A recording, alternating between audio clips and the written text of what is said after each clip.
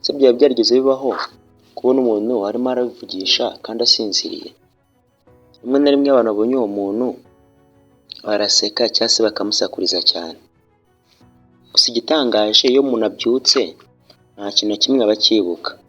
None ni iki kiba mu bwonko? Ese ni inzozi gusa cyangwa hari ibanga ryihishe mu bwonko? Uyu munsi tugiye kuba twamenya siyansi ibyihishe inyuma ituma umuntu yivugisha kandi asinziriye. Ubundi kwivugisha cyangwa se byitwa somniloquy ni ibintu bisanzwe bimenyerewe, buri muntu wese yabikora. Ubundi ibi ngibi bimenyerewe ku bana cyane kuruta abantu bakuru, gusa n'abantu bakuru nabo bajya babikora. Abantu bamwe na bamwe bakunda kwivugira amagambo makeya kandi bongorera. Abandi bavuga amagambo menshi nk'aho basanzwe bari kuganira mu buzima busanzwe. Bamwe barenga ibyo bagaseka, bakarira cyangwa se bakarya impaka kandi basinziriye. Gusa n'icyo ugomba kumenya, ubundi akenshi kwivugisha nta n'ikintu kinini biba bisobanuye, ahubwo ni uko ubwonko gusa 1/2 baba busa nk'aho buri maso nk'aho utasinziriye.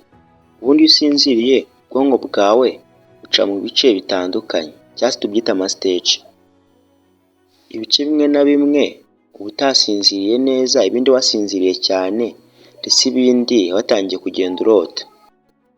Kandi kwivugisha bishobora kuba buri gice unyuramo igihe usinziriye.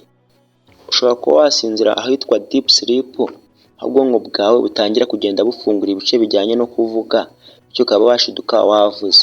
Ndetse bishobora no kuba byaba aho twita dream sleep cyangwa se aho umuntu asinzirira, rimwe na rimwe byitwa REM sleep, rapid eye movement sleep.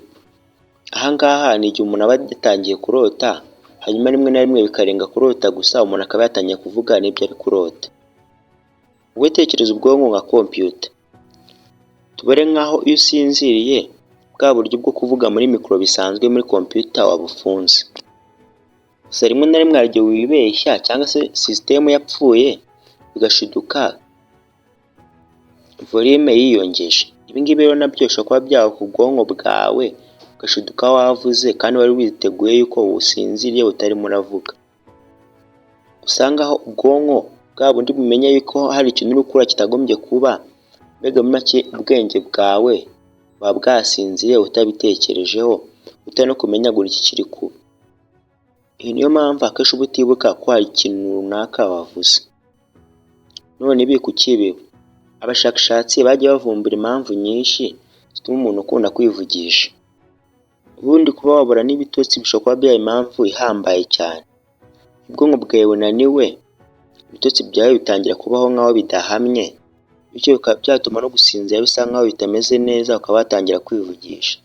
Si n'ibyo gusa kandi, kuko kuba ufite stress cyangwa se n'umujinya bishobora kuba byakwiyongera kuba wavuga usinziriye.